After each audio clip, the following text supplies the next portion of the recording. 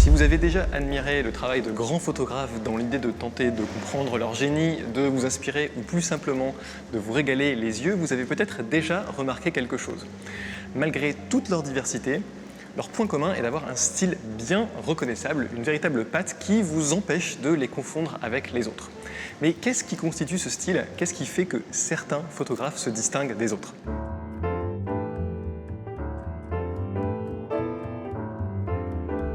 Bienvenue dans cette nouvelle vidéo sur apprendre la photo et troisième de cette série filmée au Festival des Transphotographiques à Lille. L'avantage d'un festival photographique est d'être soumis au même endroit à de nombreux photographes talentueux et très différents les uns des autres qui présentent de vraies séries cohérentes, ce qu'on appelle en anglais un body of work, littéralement un corps d'œuvre. Sans aller jusqu'à dire qu'une série suffit à définir le style d'un photographe dans son ensemble, construire une série cohérente d'images est pour moi le début de la découverte de son style. C'est un premier pas accessible pour tout photographe, même amateur. Par ailleurs, un photographe ne se pose jamais à une table pour définir son style. C'est son style qui le définit. Aujourd'hui, je vais donc tenter de décrypter avec vous les éléments qui constituent l'unité d'une série photographique en me basant sur les séries de 3 photographes exposés ici au Tripostal. Commençons avec le travail de Caroline Clupel, photographe qui s'intéresse principalement aux sociétés autochtones matrilinéaires, c'est-à-dire dans lesquelles la ligne de succession passe par la plus jeune fille.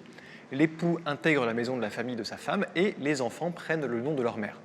Pour ce travail présenté au Transphotographique cette année, Caroline Clupel a passé 9 mois parmi les Khasi dans l'état du Meghalaya au nord-est de l'Inde. Dans cette société, le lien de succession garantit aux femmes une indépendance économique et sociale que retranscrit la photographe dans ces images des jeunes filles Khasi mises en scène dans leur quotidien. Alors, quels sont les éléments qui font l'unité de cette série? Le plus évident est bien évidemment le sujet. Toutes les photos représentant ces jeunes filles et leur environnement quotidien contribuent à l'unité de la série. Mais ce n'est pas suffisant. Photographiquement, la première chose qu'on remarque est l'utilisation du format carré pour toute la série. Si vous souhaitez produire une série photographique cohérente, je vous conseille d'utiliser le même format sur toutes les photos. Il n'est pas interdit de mixer une orientation verticale et horizontale si vous le souhaitez, mais moins il y aura de variations, plus vous gagnerez en cohérence. Le format carré ici apporte une certaine stabilité à l'image et avantage les compositions symétriques, voire centrées, et plus statiques. Dans cette série, vous voyez bien que sur la plupart des images, le sujet est relativement centré, ce qui est en parfaite harmonie avec le format du cadre choisi. Si on va plus loin dans l'analyse de ces images, on remarque qu'elles ont toutes une atmosphère similaire. Mais à quoi est-elle due précisément? Tout d'abord, on remarque que la lumière est le plus souvent à la fois contrastée, il y a de vraies ombres profondes et de vraies hautes lumières, et douce. La transition entre les deux n'est pas brusque, mais progressive. C'est un bon exemple de ce que j'appelle la lumière de fenêtre et que vous pouvez facilement obtenir en plaçant votre sujet près d'une fenêtre ou d'une porte ouverte sur l'extérieur et qui permet d'obtenir une très belle qualité en lumière naturelle sans accessoires et encore moins avec flash. Notez que les ombres sont souvent bleutées dans les images de Caroline Clupel. C'est un phénomène naturel qui fait que les zones d'ombre ont souvent des couleurs plus froides. Mais ici, l'effet a sans doute été renforcé au post-traitement, ce qui renforce encore l'atmosphère des images. Dernière chose, il y a souvent un élément de couleur vive dans chaque photo qui contraste avec le reste du décor, plutôt sombre et peu coloré. Ce genre de répétition d'éléments agit subtilement comme un fil rouge dans une série et permet aussi d'y ajouter une cohérence.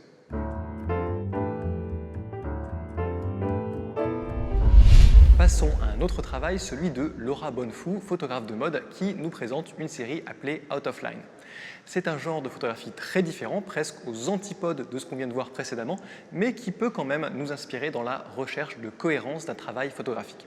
En travaillant en studio, la photographe se donne la possibilité de contrôler complètement son image, de la lumière à la pose des modèles, en passant par la composition au millimètre et le décor. Vous vous en doutez, c'est un énorme avantage pour donner une cohérence à une série. L'unité de ce corpus d'œuvres est immédiatement visible, mais analysons-le davantage. La première chose qui saute aux yeux est le côté très lumineux de toutes les images. Il y a toujours de vrais blancs très présents. Plusieurs autres éléments rentrent en parfaite harmonie avec la luminosité des images et contribuent à donner un rendu général très propre. Il y a beaucoup de tons unis dans les images, les compositions sont minimalistes, le contraste est assez fort et contribue à bien distinguer le sujet sur un fond uni. La gamme chromatique est réduite, c'est-à-dire qu'il y a peu de couleurs différentes au sein de l'image, tout au plus 2 ou 3. La plupart des lignes sont horizontales ou verticales, il y a assez peu de diagonales. Tous ces éléments qui apportent une unité très forte autorisent Laura Bonnefous à ne pas avoir un format de cadre unique. Elle utilise indifféremment le carré ou le format 3/2 qui soit en vertical ou en horizontal. Cela dit, en analysant les compositions de plus près, on remarque qu'elles sont soit centrées, soit composées de manière à ce qu'il y ait un carré dans le rectangle. Ce choix permet de conserver une certaine unité dans la composition sans être contraint par le format du cadre.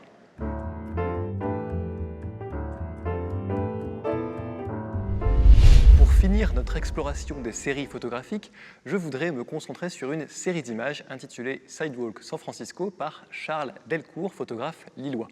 San Francisco est une ville riche, complexe, extrêmement diverse, où se croisent des individus tous différents dans ce qui est aujourd'hui un des centres de l'innovation dans le monde. Voyons ensemble comment cette série traduit toute cette richesse. Comme dans chaque série, le premier élément de cohérence est bien évidemment le sujet. C'est un peu plus particulier ici car une ville complexe et multiple comme San Francisco pourrait facilement donner des images qui ne se ressemblent pas pour peu qu'on ne sache pas saisir son atmosphère. Mais chaque ville raconte une histoire et si vous la comprenez, vous saurez voir ses points communs plutôt que ses différences. Plus photographiquement, le plus évident est le point de vue des photos, le plus souvent prises depuis le trottoir d'en face, d'où le nom de la série, Sidewalk. Ce point de vue n'apporterait aucune cohérence à la série s'il n'était pas accompagné de deux choix de composition. Celui de se placer exactement parallèlement au trottoir d'en face et celui d'utiliser un objectif de focale moyenne, voire un petit téléobjectif, qui permet d'obtenir ce que j'appelle une composition rentre-dedans, qui élimine toute perspective et donne un côté très deux dimensions à la photo, en nous plaçant dans un rôle d'observateur avec un léger recul sur l'image. C'est pour moi la chose qui donne une vraie cohérence à ce travail. Plus subtilement, vous pouvez aussi remarquer que les scènes ont souvent des couleurs plutôt grises, mais avec un élément d'une couleur bien identifiable.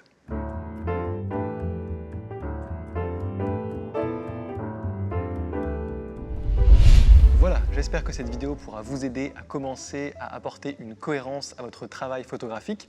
N'ayez pas peur de commencer à le faire même si vous êtes débutant, commencez petit avec une courte série et choisissez les techniques présentées aujourd'hui qui vous inspirent le plus.